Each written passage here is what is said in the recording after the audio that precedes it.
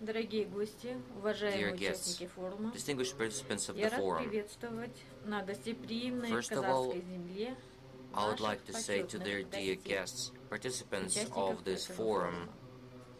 welcome to the hospitable land of Kazakhstan.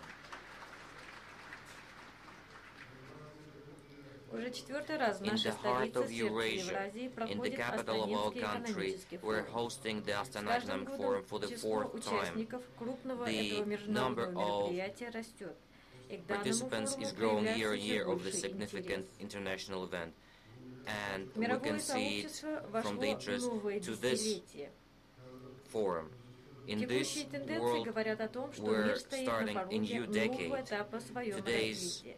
Поэтому challenges вопрос, как будет are выстроен raising новый порядок, new какие issues будут for the правила future. посткризисный период, Therefore, what will be the new затрагивает agenda, what абсолютно will be the всех. new order, is the Я считаю, question что for формироваться everyone. эти правила должны And I совместными believe усилиями that всех стран. all the countries of the Лишь в world этом should случае новая unite система their efforts мироустройства будет to отвечать develop интересам such всех и new каждого. agenda. Only then will it be Казахстан стремится meeting играть needs активную of роль в all объединении and усилий everyone. мирового And Kazakhstan сообщества. has been playing an active role in uniting efforts of the international community, and you know that we have sufficient experience for this. This past years, Kazakhstan's successful chairmanship in OSCE and hosting the summit of OSCE, I believe, is evidence to that. Distinguished forum participants, ladies and gentlemen, today I would like to thank all the participants for coming to attend this significant forum. We're happy to welcome you here in our new capital, Astana. We are prepared to do everything we can to make sure our forum is a success. Today, Kazakhstan is a state that develops in a dynamic fashion. We have successfully overcome several crises. The first most terrible crisis was the collapse of the Soviet Union, when our economy came to a full halt. The second South-Eastern crisis and the biggest crisis that has ever taken place in the world. This is the most recent crisis we are successfully overcoming. I think that we are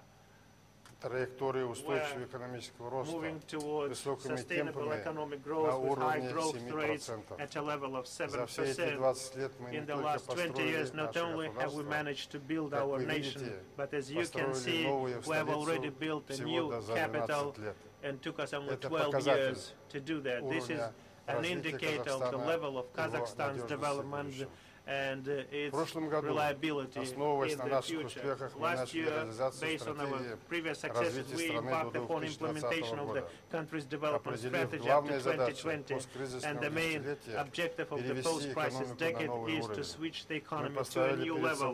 We set a new objective, namely to, by 2016, to be in the group of countries with high level of income, and to increase GDP per capita up to $15,000. I would like to remind you that if we compare this level with 1994, our country's economy grew up 13-fold, from $700 per capita up to $10,000 this year. The main tool of its implementation is the program of accelerated industrial innovative development. It's aimed at preparing our economy to make sure it can protect itself from future crises. However, in a globalized world, the events that take place in one country cannot but affect others. We live in an interrelated world. This forum is one of the well-recognized avenues to search for solutions of the above issues. I would like to share with you with my vision of the lessons of this crisis, challenges of the future, and the prospects for the new decade. Recently, we've been seeing the signs of overcoming negative trends. However, we have not yet resolved the in-depth issues that gave rise to the biggest economic cataclysms and disasters of the last 70 years. There's a need for a comprehensive and objective analysis of the lessons caused by the current crisis. The main lesson is to prevent disbalances in our economic policy.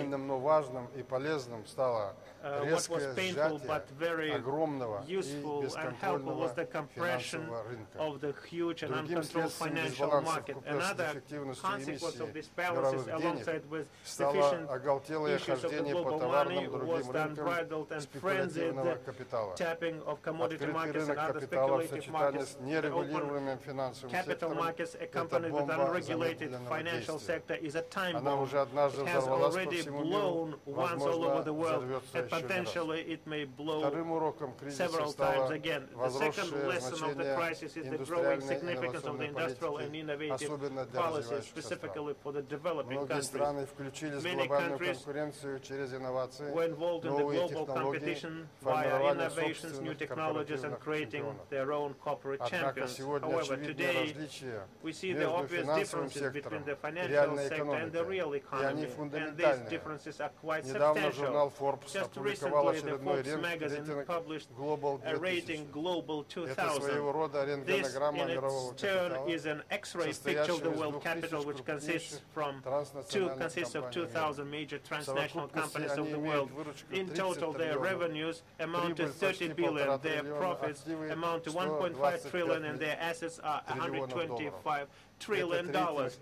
This TNC's ratings can be split into two groups, the industrial and financial one. The first one is 1,700 players in the of capital in the real sector, is several folds more compared to the second group of financial capital. However, its role is much more modest in the global development. Let us now think. How fair is this ratio? How balanced it is? To what extent the level of the organization and coordination of their steps is relevant? The global crisis will come to an end only when we have a rational balance between these two organic parts of the world capital.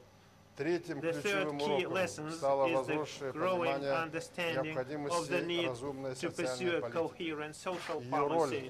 Its role has been reduced without proper grounds. The events in the Arabic countries, as well as those in developed countries, have shown that we need to give continuous attention to the social conditions of our people. Much to our regret, the market forces have not always managed to address the issues to provide adequate jobs and foodstuffs and social protection and stability. Overall, the results of the above disbalances were the disparity between the developed and developing economies, trade disputes, currency conflicts, the growing debts of governments, more and more unemployed people, and we're seeing more and more low-income people. For the first time in the global practice, the bankruptcies of whole nations are a possibility.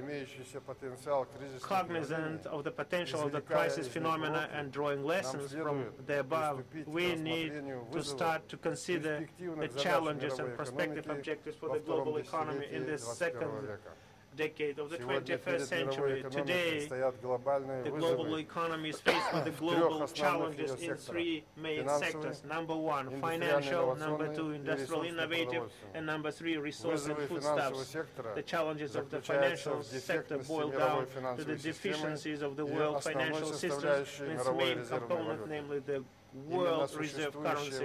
It is the existing currency and financial system does not meet the principles of rule of law and democracy, hampers growth and distorts the macroeconomic principles, as in the way of our ability to address the emerging global issues. To overcome this, there's a need for drastic measures which have not seen any precedent so far. The idea of radical transformation is more and more welcome and hailed by economists, politicians at the highest international level, as well like UN and G20. The deficiency of the world currency system forces some countries to undertake some practical steps in order to use some alternative currencies. Thus, the countries of the Bolivarian Alliance are already conducting operations with the conventional payment unit Sucre